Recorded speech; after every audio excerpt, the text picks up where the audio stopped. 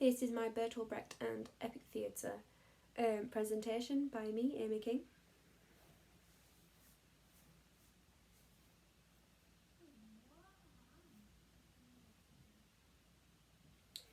What is epic theatre? It is usually theatre that is based on political views. It is to estrange the audience from their emotions and thoughts. Makes the audience think really differently from when they initially went in. Giving the audience space to think and feel freely about the story.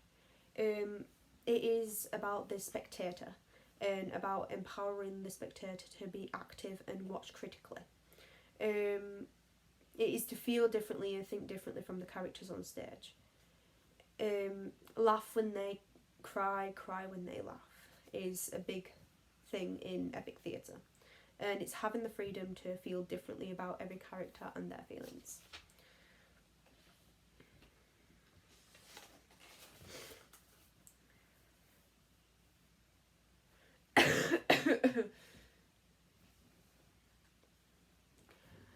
What are the main styles of epic theatre? There's usually direct address, narration and songs as commentary, use of signs, use of masks and movement, large characters within a minimal costume or set, and props. There's usually stylized gestures and movements, and deliberate choices to remind the audience that they are watching a play.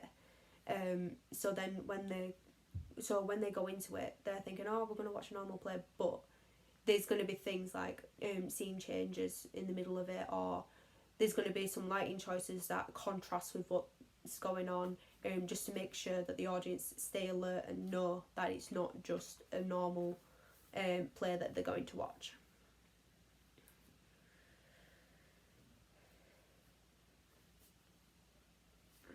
How does it differ from realism?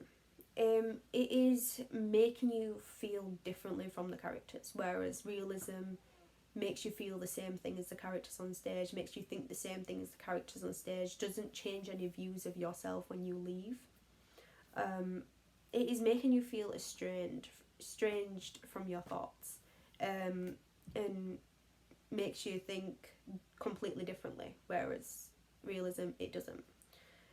It makes you question them, and it's breaking an illusion.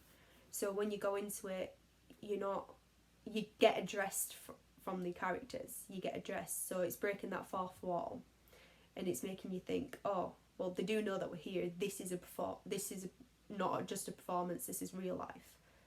And it's performances of real life situations just put on to perform, but whereas real life can be changed, so can theatre.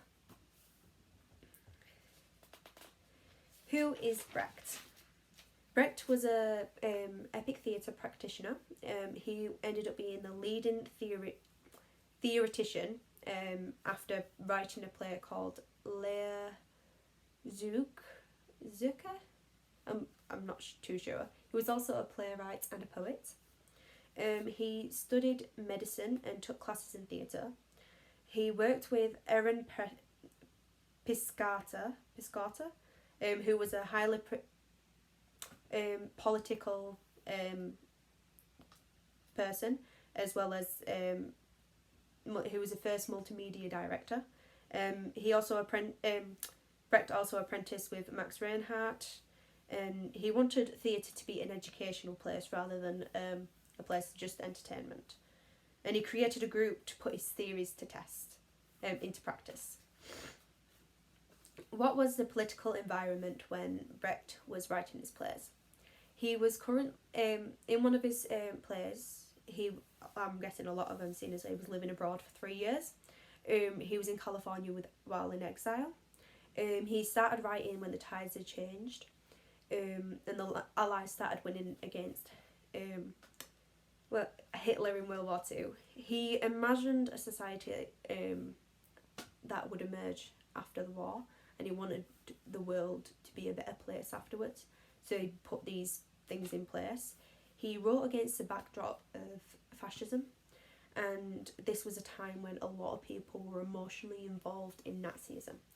So he was trying to change their views on the world through that.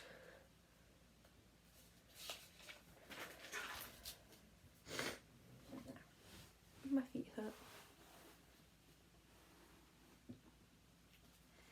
Why did Brecht develop epic theatre? He wanted to break the illusion that presents itself when we're watching theatre. He wanted to change the way the audience thought rather than what the audience actually thought rather than what they thought. Confusing. They wanted to be something like theatre to be done for a reason and for it to have a meaning at the end. Every single scene was its own episode, so it was a standalone thing. He wanted stories to be told for a reason rather than just be entertainment, and he wanted to forget the ideologies of realistic theatre, as he thought realistic theatre was about capitalism, fascism and sexism.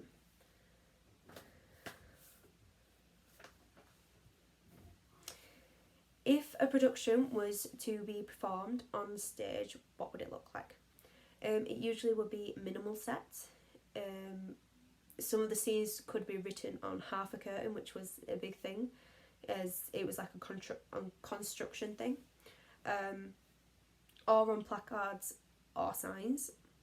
There could be changes to the scenes during the performance, as it's playing in front of an audience. The lights and sound could contrast to the context of the story, and the construction of the theatre will be on show to remind the audience that it's all artificial.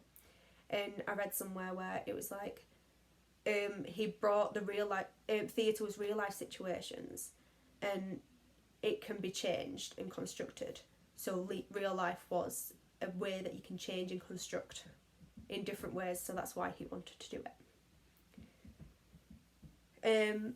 What audience was he hoping to reach with his productions? I believe he was hoping to reach adult audiences, as or at least people who have a political say in the country. I know in England you can't, if you've got to be 18 to vote, so he would have been aiming for them kind of people that would be able to actually have a say. He wanted people who could think critically about matters that he was presenting. People like children wouldn't be able to understand the story or the meaning of the performance and wouldn't think critically. Adults have been washed up in the world, so they don't ask questions whereas children do, and that's why Brecht would target audiences like that. What is the alienation effect? It is the denaturalisation of audiences and their expectations. It is to design distance. It is